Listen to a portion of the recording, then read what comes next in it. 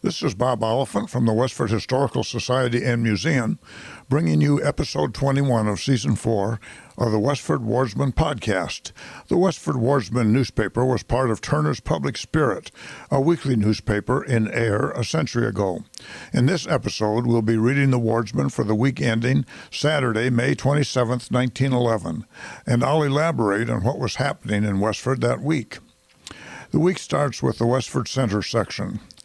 A combined gathering of the prayer meeting and the Ladies' Missionary Society was held at the Congregational Vestry on Wednesday afternoon, with echoes from, quote, the world in Boston, end quote, for the program. Those who attended this event from this church were Reverend David Wallace, Mrs. Sarah, Lillian, and May Atwood, Houghton G. Osgood, Miss Sarah Loker, Mrs. Ida Gould. The customary memorial service will be held this year with the Graniteville Methodist Episcopal Church, with sermon by Reverend Louis Havermale. Therefore, there will be no service at this church on Sunday morning, but there will be the usual services in the evening, young people's meeting at 7 and preaching service at 7:30 o'clock. Miss Ida Layton is having her house and barn painted. Also, some minor repairs, with the result, when finished, of having the set of buildings in first-class repair. George Gould has charge of the work. George is another Westford man who lives on the north side of Westford. Mr. and Mrs. Thomas Lindsay of Somerville were over Sunday guests of Mr. and Mrs. Emery Whitney. Miss Hattie Buckminster returned to her home in North Reading on Monday after a pleasant visit with the Mrs. Atwood. A good many residents made trips to Brookside on Wednesday to visit the scene of the train accident and watch the work of the repairmen getting things to rights again. More on this train wreck in just another minute or two. Miss Lila C. Fisher sails on June 15th with a party of friends for a European summer vacation.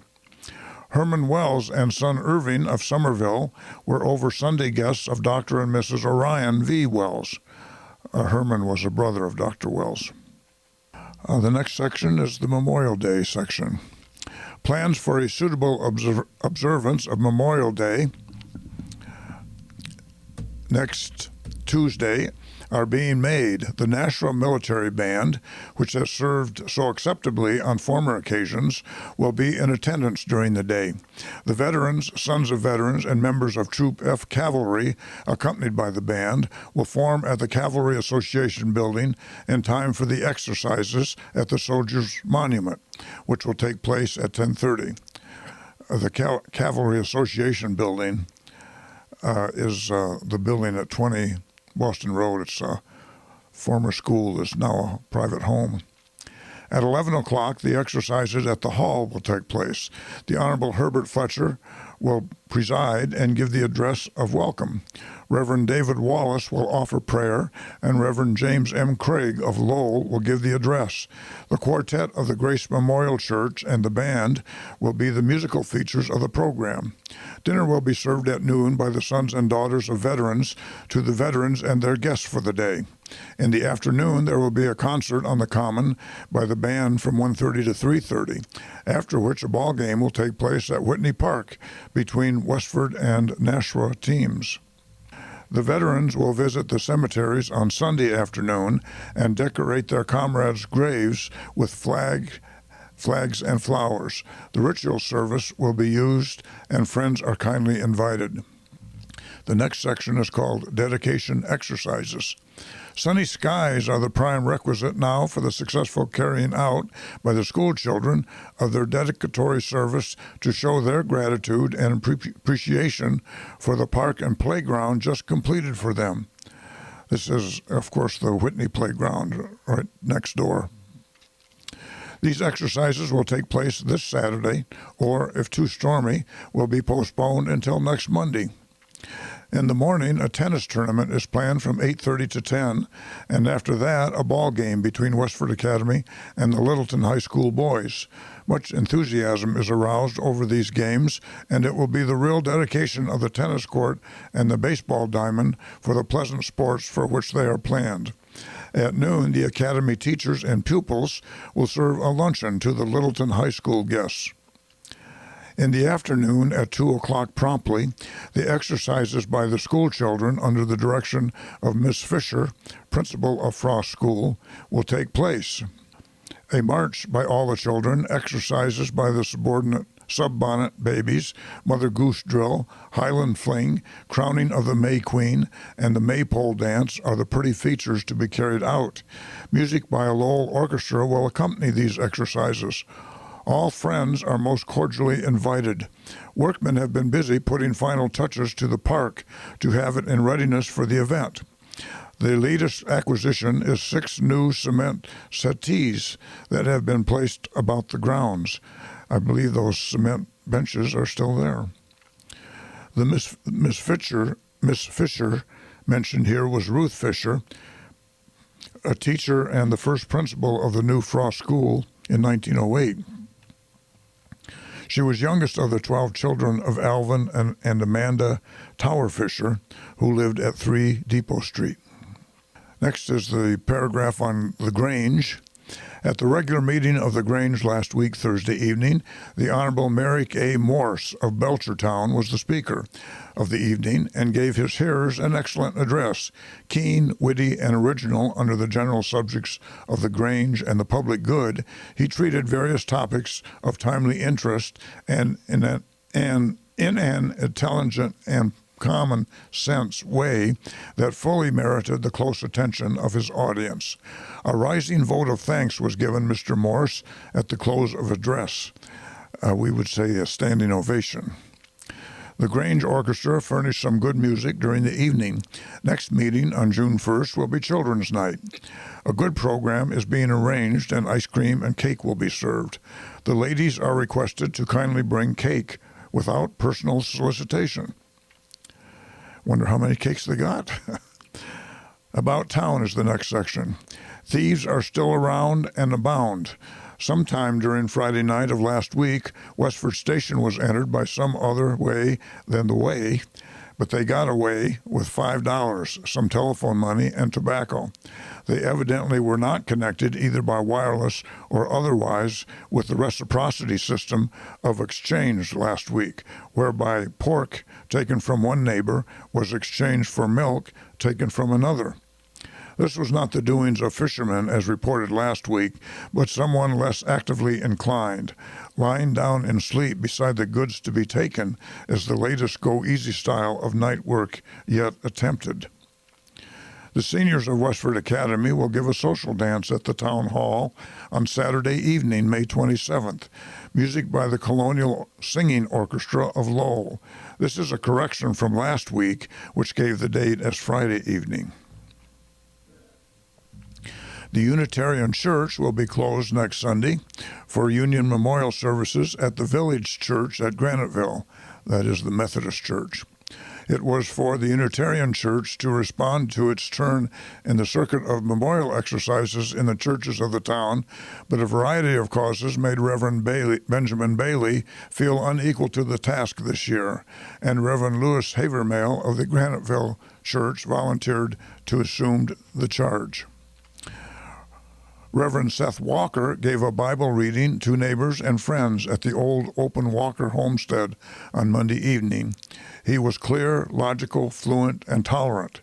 If there is not a unity of agreement, it was pretty close because disagreements are more essential to final truth than the spirit of self-surrendering unity without investigation. Reverend Walker did not have a church in Westford, but was a Seventh-day Adventist and preached around the area. Someone reported last week of having peas 2 inches high, and for dry weather conditions it seemed vigorous. Now come to the old Oaken Bucket Farm and see the peas in blossom. That's Samuel Taylor's farm, and he's the author of this particular piece. And if his peas are in blossom, then they're further along than the 2 inches reported by somebody else. Mr. and Mrs. Charles Wilkins of New York have been gathering the harvest of rural life for a week with her aunt, Mrs. Frank Bannister. Mr. Wilkins is connected with the Keith Circuit of theaters and has traveled to nearly all parts of the theater of the theater-going world and can speak all languages that come his way. The next section is called Wild West Goes Wild. Buffalo Bill's Wild West Show and Pawnee Bill's Far East gave a free and involuntary street parade at Brookside about 3 o'clock on Wednesday morning. Several cars of the last show train that left Fitchburg for Lowell were derailed at the junction of Herbert Fletcher's Stone Quarry track at Brookside. Several cars independently dashed up the Fletcher track, only to find that it was not the road to Lowell. The first car, after proceeding a little way on the Fletcher track, left the rails and shot across towards the main track again, plowing into the sand several feet and crossways of the Fletcher track. The next car to follow tried to do the same trick and landed nearly bottom side up. Out of these two cars came elephants, Indians, cowboys, donkeys, dromedaries, mules, and Buffalo Bill himself. Owing to the fact that these two cars were steel, the damage to life and property escaped the serious. 3 men were injured sufficiently to send to the hospital, but nothing serious is expected. 2 of the trained donkeys bid farewell to Buffalo Bill's last appearance. It was also their last appearance, and more certainly final than the owner of the show. The animals were herded into a nearby woodland pasture where the elephants were fed on hay, their trainer fearing a stampede. Without breakfast might mean a circus with their trunks and humans for playthings. After haying, they, with the other animals, were driven on the highway to West Chelmsford and reloaded for Lowell. Several other cars were derailed, which were loaded with circus wagons and settees. The balance of the train, not derailed, was back to the Westford station and sidetracked. Wrecking trains from Lowell and Ayer were quickly summoned and cleared enough to allow passenger trains to pass on the sidetrack. All freight was delayed until late afternoon. The fact that it was Buffalo Bill's circus that was derailed gathered a large crowd, people coming from Lowell, Littleton, Westford, Chelmsford, Graniteville, and Ford's Village. The Indians, cowboys, and wild tame animals made quite a derailed exhibit for the school children and others who once were such, while Buffalo Bill was more eyed and espied than all else. While the cause of the accident is not quite certain, there is evidence to show that the heavy oak skid that is used to load the elephants and is carried under the car worked loose and protruded out far enough to strike the switch standard, breaking it down and turning it set for the Fletcher track. But there is no evidence to show that at the bridge spanning the Stony Brook Highway, something commenced to bump and cut in on the ties and continued to the accident.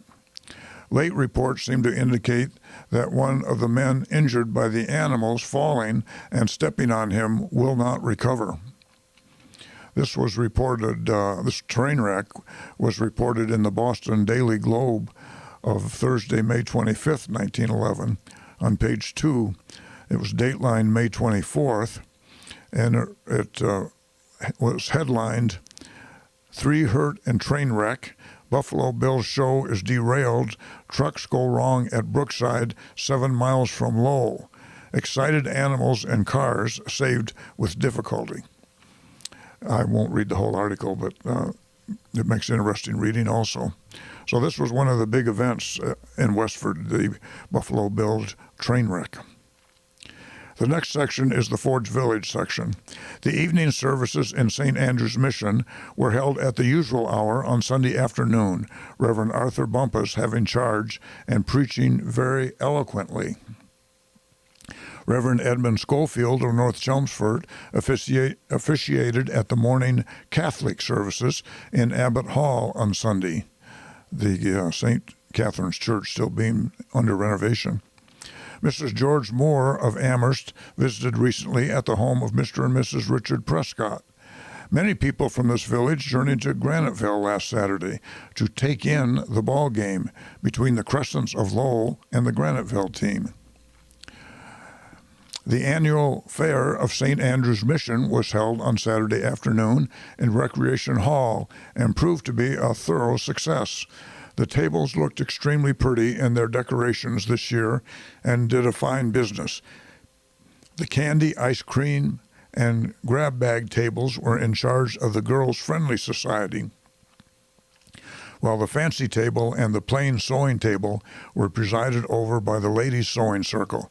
The proceeds of the fair will be used for the benefit of the mission. That is St. Andrew's Mission. That's the news in Westford for the week ending May 27th, 1911. Thank you for listening, and thanks to Nick Woodbury of WestfordCAT for providing technical support. You can find transcriptions and podcasts from the Wardsman at our website at museum.westford.org or visit the Historical Society's Facebook page for more Westford news from days gone by. This is Bob Oliphant, and I hope you will join us for next week's Westford Wardsman podcast. Thank you.